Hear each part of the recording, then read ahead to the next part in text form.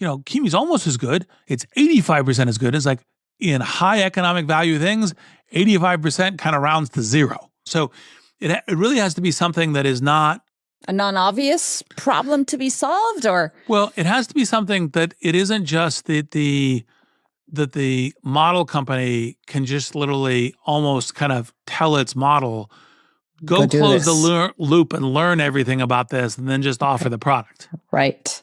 It could be that you're integrating data sources that's fundamentally not really available to anybody, including the model companies. And so, for example, even if Anthropic decided I'm going to start doing Airbnb, it couldn't do that.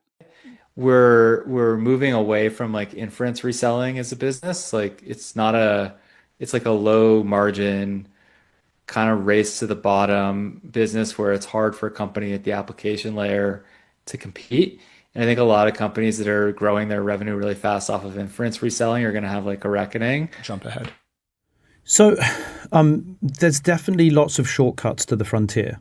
And if you take a super high quality model and you sort of like polish your base model with high quality instructions or answers or outputs from a superior model, then it's true that the model might quickly fit to that distribution, but it's very unclear that they would then be able to surpass that teacher. Products on top of foundation models and had to combine the different models. So if you're Anthropic, you can only build products with Claude. At Replit, we generate a lot of the code with Claude, but we do code review with OpenAI. We generate the designs with Gemini. We use open source model for code search. And so this concept of more like of an agent lab, a lab that knows how to create agent from different groupings of different models. So a society of models, as I've heard you call it. Yeah. So just take a step back. Like the thing I'm looking at is like all of the big use cases of chat. And if you look at those big use cases, you can imagine creating a dedicated experience for each of them. Like 40 million people a day ask ChatGPT for health advice. Tons of people ask for jobs advice. Tons of people ask for personal finance advice.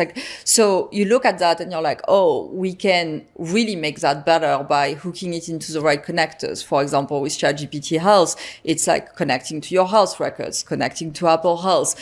But, you can imagine that for a lot of experiences. So I'm really looking at that as like, how do we do the best job possible at the biggest use cases? We kind of realized that AI might actually be both the death of our company and also the best chance we have of survival at the same time.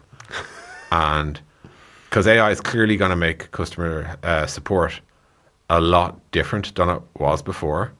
And as a result, help desks won't need to look the same way they used to. But people are going to want to use AI for customer support, and there's no one out there doing it right now. So we were kind of in a race against the clock of like, can we build a really good AI agent to do customer service? And if so, can we do it really quickly? And that's what we did. We're being subsumed. I think one really important thing for founders to think about is like, who are you really competing with? If you are competing with Google search and Google ads, you're competing with the A team at Google. They're pretty good, right? They do know how to do that stuff. They do know how to do that stuff. And they're also, maybe they're more secure and like less urgent than you are at this point in time. But the vast majority of products that any large incumbent has is not staffed by the A team because there's only one A team, right? And so if your product is the 27th priority for Google, it's actually not that scary, Yeah, exactly. It's like, how do you not settle for the first draft, the first thing out there, the first output, and actually mold it and craft it and push it further? And I think that the more you can do that, the more you'll send out, and also the more you'll be differentiated. And I think that there's we saw the data recently on the number of apps in the App Store. It went up a ton, but the number of apps actually being used and getting frequent traffic is still the same. And so you're basically in this hyper-competitive environment now where you have to differentiate. You really have to like lean in and figure out how to have a unique voice and a unique take, a unique point of view, just like writing.